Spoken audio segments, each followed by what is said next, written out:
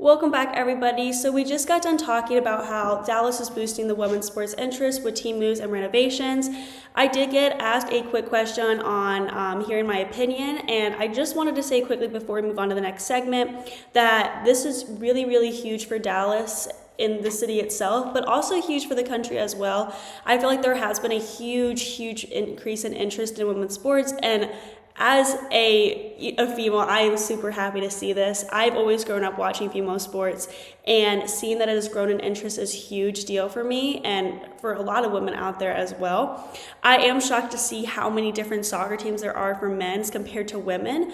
I feel like a lot of professional soccer teams in general don't get as talked much about until like the FIFA comes around or World Cup comes around.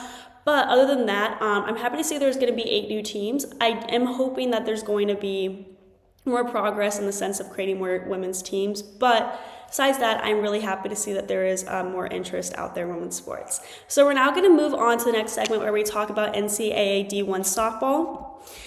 And so the regionals were held on May 16th to the 19th for women's softball, and the super regionals are currently being held today to the 25th. We're going to talk about the states that have the most women's college World Series titles, and then the rankings of the team based on their performance at the regionals to gear us up for the super regionals that we will be discussed during next week's show. Before we begin, I did want to remind you guys to like and follow the show, and to become a part of our show, to tip and donate using the link GSMCpodcast.net. Your support means a lot to us. We really appreciate the support, guys. Everything that you guys do makes a huge difference, I will say. Also, it puts your comments at the top of the list if you use the link GSMCpodcast.net, just a little FYI. Okay, now that we got that out of the way, let's get into softball. I'm excited to talk about some softball action here. Okay, starting with a total of 2 titles is Texas. Texas A&M got 2 titles in 1983 and 1987. The Aggies were runner-ups, Aggies meaning Texas A&M, by the way, were runner-ups in both the 1984 and 1986 championships as well. While the Texas Longhorns, which is UT Austin, don't have any championships apparently, like they were the runner-ups in the 2022 championships. And I mean, we're going to talk about UT Austin more, but it does shock me just a little bit, but we'll talk about that more. Texas has always been known for their college sports, I feel like, and they have many amazing college softball teams. I feel like we use UT Austin and the Aggies a lot in sports, and it kind of shocks me a bit that Texas only has 2 titles, but I mean, their teams do still perform very well, even if they don't win the title. Next is Florida with a total of 3 titles. Back in 2014 and 2015, the Florida Gators won back-to-back Women's College Series World titles, becoming the first team in Florida to ever reach college softball's mountaintop and the first college softball team not named Arizona or UCLA to win back-to-back titles. Florida State made the climb in 2018, winning the national championship for the first time in program history. They have finished runner-up twice since then, in 2021 and 2022. And then with a total of 7 titles in the state of Oklahoma. Oh my gosh, I'm so sorry, guys. I forgot to change the title on here. I'm so sorry. I just noticed that. Anyway, with a total of 7 titles is the state of Oklahoma. Not really a shocker either. 6 of the state's 7 titles come from the Oklahoma Sooners in the last 11 years, which was 2013, 2016, 2017, 2021, 2022, and 2023. And the other came in 2000, super long ago. Patty Gasso has been at the helm for all of them. Given the amount of talent filtering into the state's flagship, that title total looks to really keep increasing, and I think that we're going to see a lot more victories for them. Next, we have Arizona with a total of 10 titles. Lots of that success comes from the Arizona Wildcats, as they've won 8 championships in total: 1991, 1993, 1994, 1996, 1997, 2001, 2006, and 2007. And then Arizona State picked up the torch for a brief time in the late 2000s and early 2010s, winning titles in 2008 and 2011. And Arizona-based college hasn't been in the finals since 2011, so these are all very, I don't want to say old because it's not that long ago, but it's not very recent, their titles. Anyway, lastly, we have the state of California with a total of 16 titles. California total was really helped a lot by UCLA, as 13 of those 16 come by way of the UCLA Bruins. And we're going to be talking about UCLA later too. UCLA won championships in a lot of numbers here: 1982, 1984, 1985, 88, 89, 1990, 1992, 95, 99, 2003, 2004, 2010, and 2019. Accounting for the 3 other titles is Cal State in the year 1986 and Fresno State in 1998, and then California in 2002. Now let's move on to how the rankings are looking so you know who to watch out for in the super regionals. I just want to make clear that some of these are not the official rankings. Some of these are the same as the official rankings, but I changed and switched them around due to their performance in the regionals. I mentioned the teams like move up from last year's ranking or they move down from last year's rankings. And when I say that, I just mean that they have been doing much better or worse, and in my opinion, they are ranked lower or higher than they were last year. Like if I was literally the person ranking the teams, like this is how I would have them, if that makes sense. So I just wanted to make all that clear, and now we can actually get started. First is, no shocker, UT Austin with a record of 47-7. They were also ranked number 1 last year, so this is really no shocker.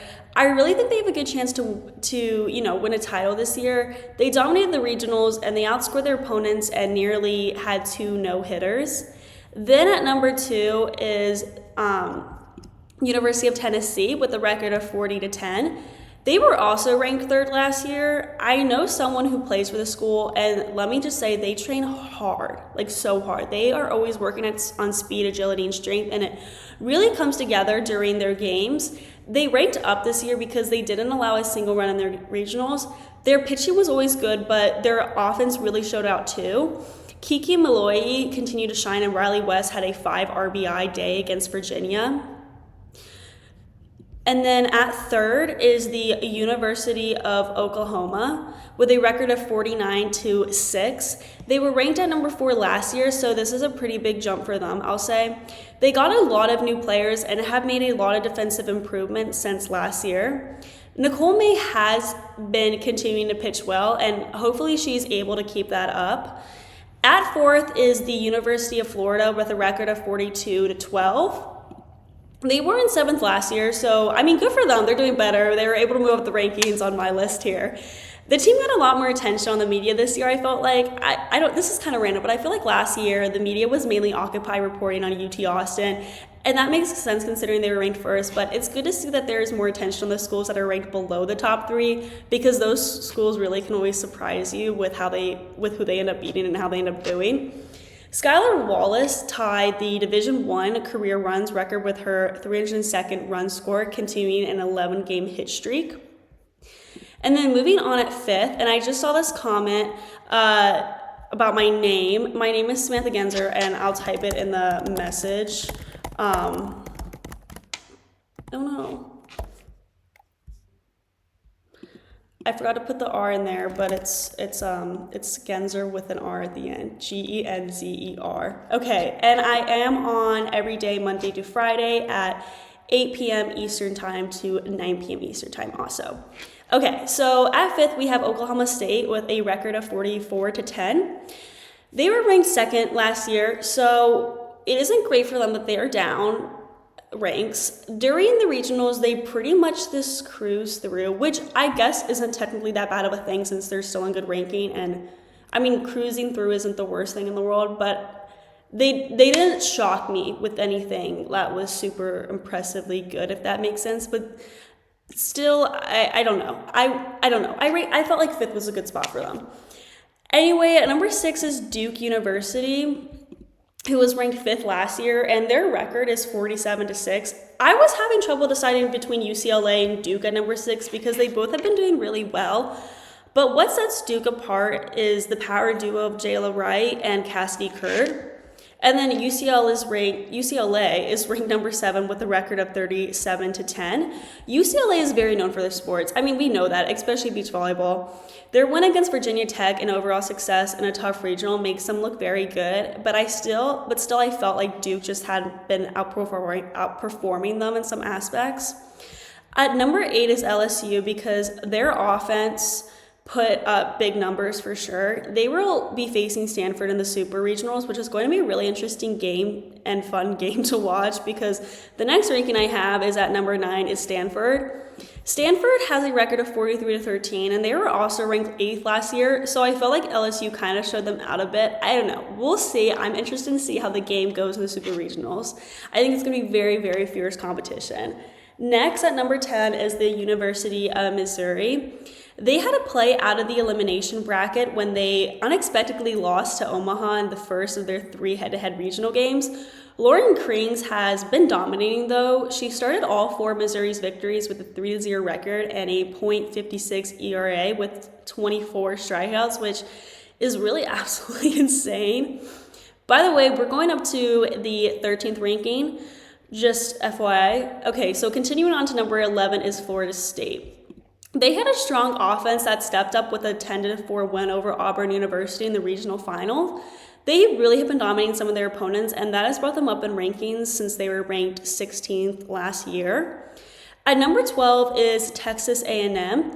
I thought they were going to do better in the regionals, to be honest, so I'm a bit disappointed. They still did very well, but I was kind of underwhelmed with their performance and not in a good way. They currently have a record of 30-14, and they were previously ranked at number 10, so that is why I put them down to 12. I'm not saying they did bad at all means. I just mean that I thought that they would have done better in a way.